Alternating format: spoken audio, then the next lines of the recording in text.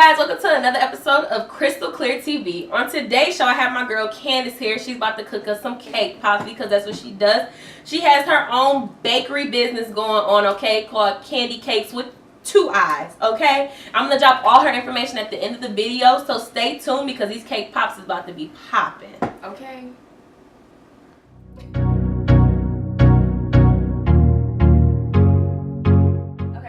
Hey y'all, so once again, my name is Candice. The name of my bakery business is Candy Cakes. It was established in 2016 on June 24th. I decided to start my own business because I love baking. I love making people happy with delicious desserts. I love baking, it's just a lifestyle. So ended up turning into a business, and here I am now. I'm going to present you with some of my ideas that I have. Yes. Some of the easiest things I have learned over time was cake pops. I know a lot of people do struggle with making those, so I'm going to show you the ins and outs on how you can successfully do it, okay? Great. Okay, so we're going to gather up our materials. So we're going to have some cake, which is already baked. You know what I'm saying? If you know how to bake cakes, look on the back of that box, that Pillsbury box, and you'll know how to do that. We need candy milks. You can go purchase these at any store, Myers, Walmart, Joann's, anything like that. Joann's normally be having them on sale, so maybe go check them out. You need parchment paper, so you can have something for the chocolate to dry up on for the cakes. And you also need frosting. I personally like buttercreams. That's my favorite, so there you go. And we also going to need a little bit of vegetable oil. We'll show you that towards the end. And also a bowl and a tray to put your stuff in. Now, as far as this is my candy melt machine to melt my chocolate. You don't really need this. You could heat this up in a microwave, but because I do a lot of stuff where I have to dip chocolate in, I think this is way better for me because it's going to be already heated up. So we're going to get started. Now, the first thing we're going to do, we're going to take the cake and we're going to put it inside this bowl. My hands are washed, by the way, y'all. So we put it inside here. Take the other one, put it inside here too. This is a whole box of cake that I have. It looks so good. Can I? Before we begin, make sure you keep your hands clean at all times. Mine are clean, so please don't mind that. So what we're going to do is take the cake and we're going to bunch it up. Crumble it, and make sure it's at room temperature at least. It could be a little cold. You don't want your cake warm because it's all about the temperature, because it's not going to hold together pretty well if you have it hot. So just let it sit for a minute after you take the cake out the oven. So going back into it, you're going to bunch this up, bunch it up,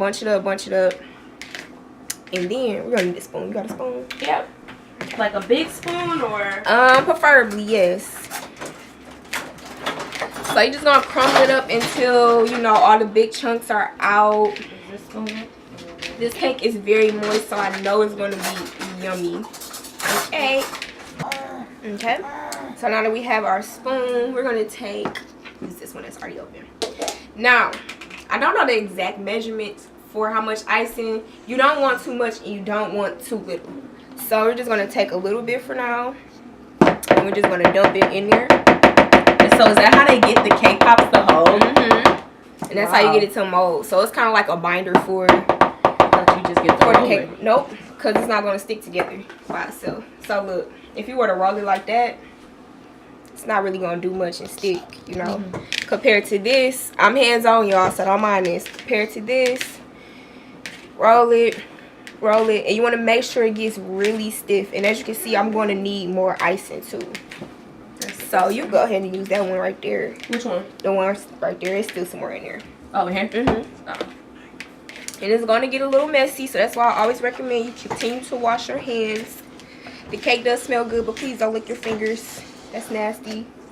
Especially if you're serving it for everybody. Now, this is a great thing to do, especially for the holidays. Thanksgiving is coming up. For your guests. It's fun for the kids, too, if you have any children at home. Convenient. Okay, girl, I'm trying to, you know. Go ahead. So it really just depends on how much you need. See, I made a lot of cake, so I'm probably gonna need extra icing. How much want me to scoop up out of here? You get all that. All that. Get all that. She like, okay. Okay, so let's see.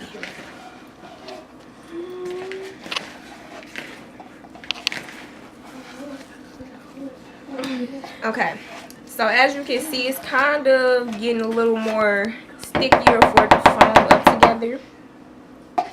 Okay, so what I'm going to do is I'm going to wash my hands first, and then we're going to take this spoon and mix it up a little bit more, so yeah, better consistency going on.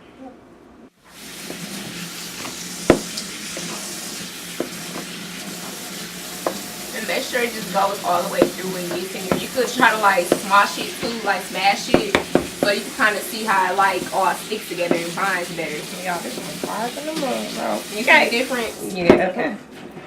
Compared to when you're doing it. Okay, I'm gonna pop out her way. Okay. Okay, this is empty, like. You got that out.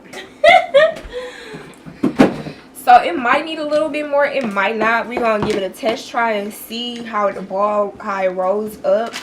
But make sure the icing is like all the way through, like you don't see the icing is blending in all the way with the cake. And sometimes that's a little hard to do because the cake can get a little bit sticky. And it doesn't take long. Normally it just depends on how much you're doing, really, in a sense. So say for instance, like how many would you make out of this what you got? It just depends. It depends. Could 20 be a max? 20 could be possibly. It depends on how big the balls are. Yeah.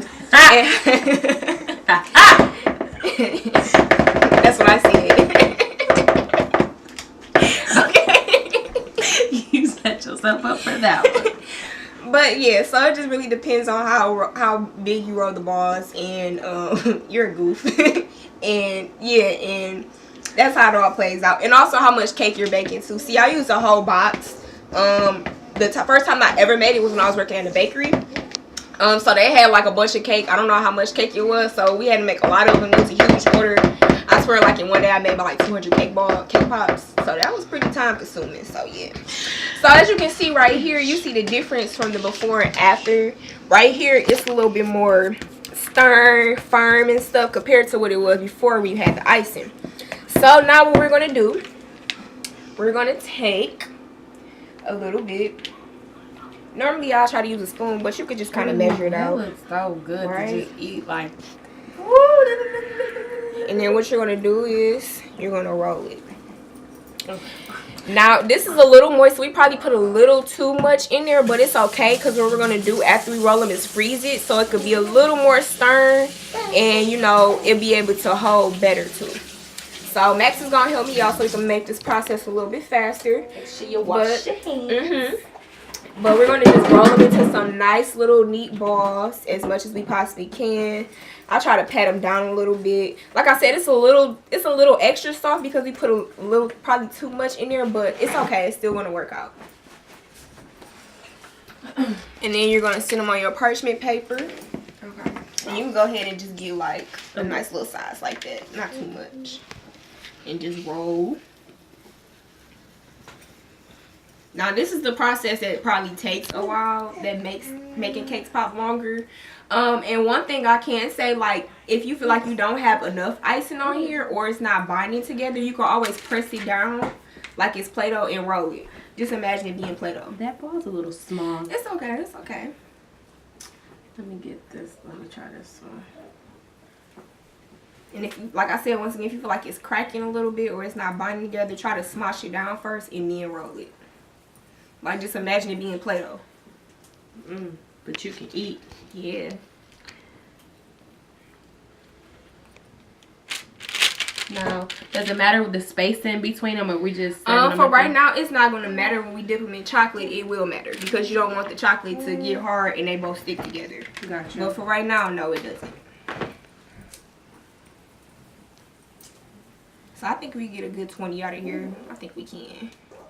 Okay, I'm about to bang. I'm about to bang these. Smash. Because they're about to be so good. It's no good. As you can see, we're done now. We rolled up the little balls. And now we're going to take them and put them in the freezer because they're just a little too soft for us. We're going to set them in there for like 10-15 minutes and let them get a little bit hard, okay? Okay. Hey guys, so we're back. So it's been about 10 to 15 minutes. Our balls done got hard. It's a little difference in them, as you can see. So we're gonna let those kind of cool off a little bit. Yeah, cool off a little bit so they can kind of get a little bit more room temperature. So for right now, we're gonna take our candy melts. Candy melts become in different flavors, so they have like white chocolate, strawberry, things of that sort. I personally prefer the regular chocolate because it melts a little bit better and it just works better for me. So we're just going to take this whole thing, we're just going to dump it in here because we don't know how much chocolate we need. And keep in mind, these are candy melts, so once you melt them and you turn the heat off, they can get back hard again, and you can always reuse it if you want to. It's all up to you. Okay, so we're going to take them in and dump it all in there. Like I said, we probably won't need this much, but this is stick on the safe side. That's a lot of chocolate. That's weird that it came out like that, but whatever. So we're just going to let those melt.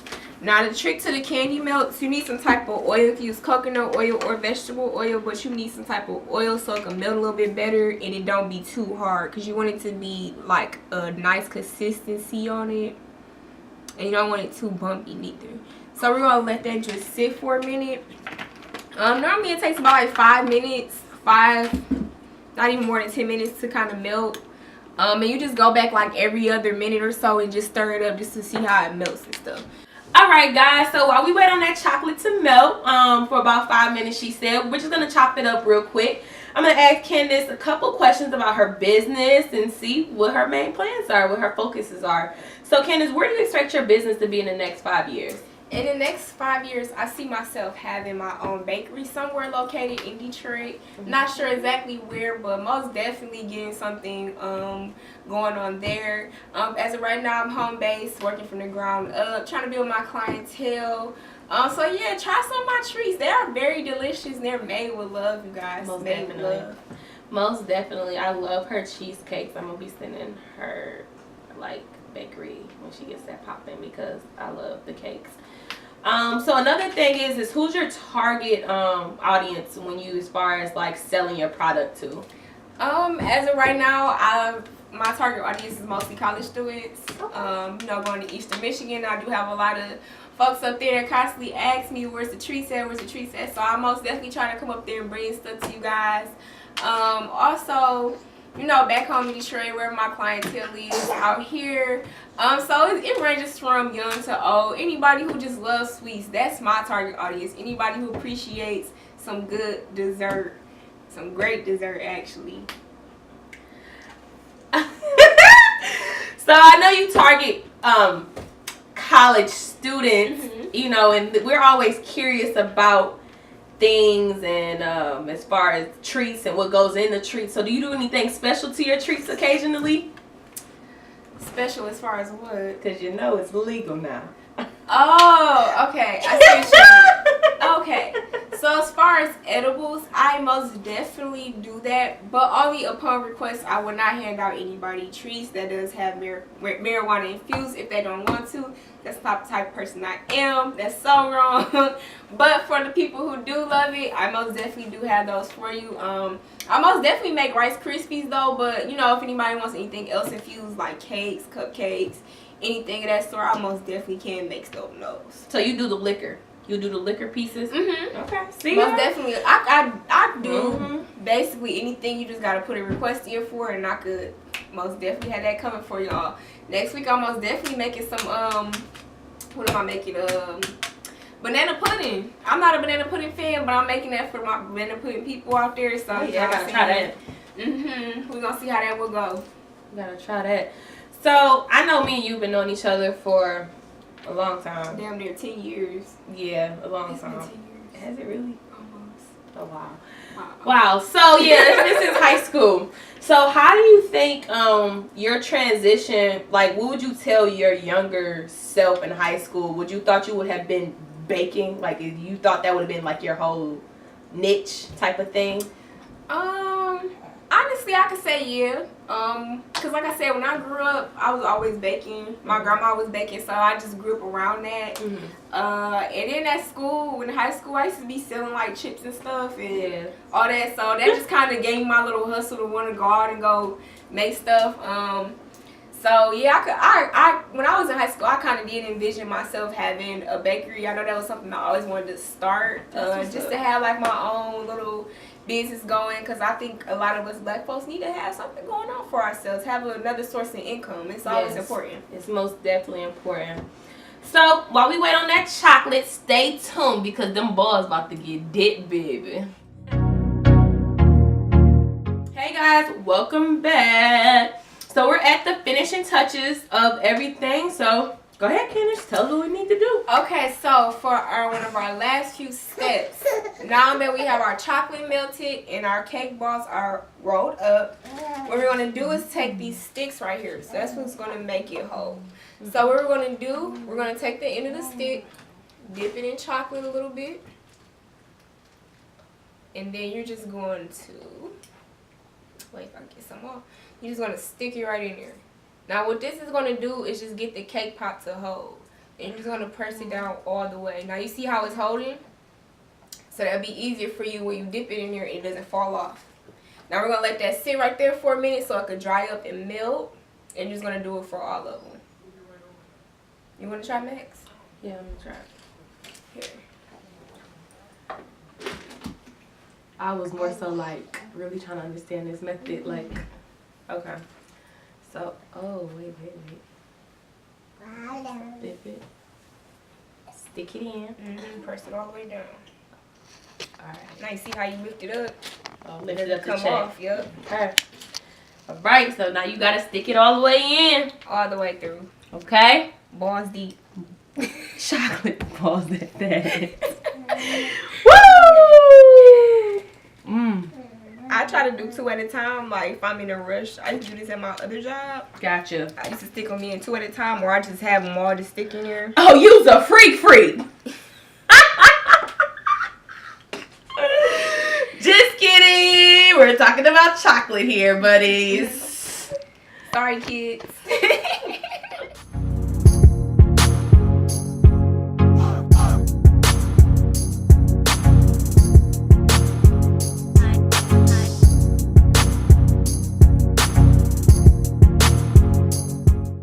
Alright, so we just have finished putting the sticks inside the balls. And I guess what, we about to dip them now, huh? Yeah, balls deep. Okay, so the next step, let me bring the chocolate up. Next step, we're going to take cake pop. And we're just going to dip them. Nice and gently. Kind of roll it around.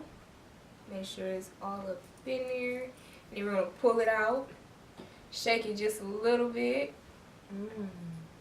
That's a nice dip ball right there. There you go. Now, if you want to add sprinkles or any other designs, this is the best time to do it while the chocolate is still a little warm. You don't want to do it after it's melted and molded because it won't stick. But I don't have sprinkles to show, but you know what I'm saying, this is the proper time to do it, like I said. So here you go again.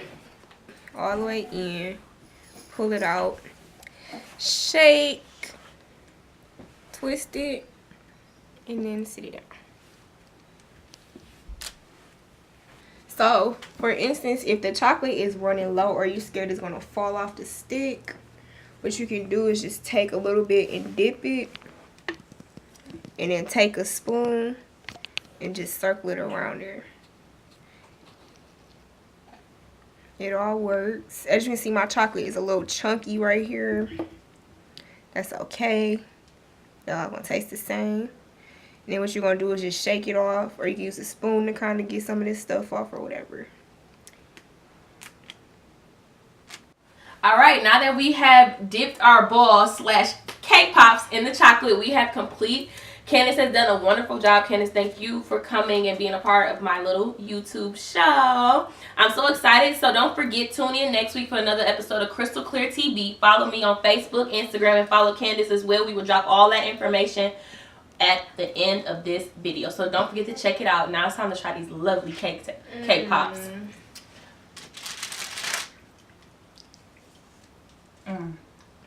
Good. See ya.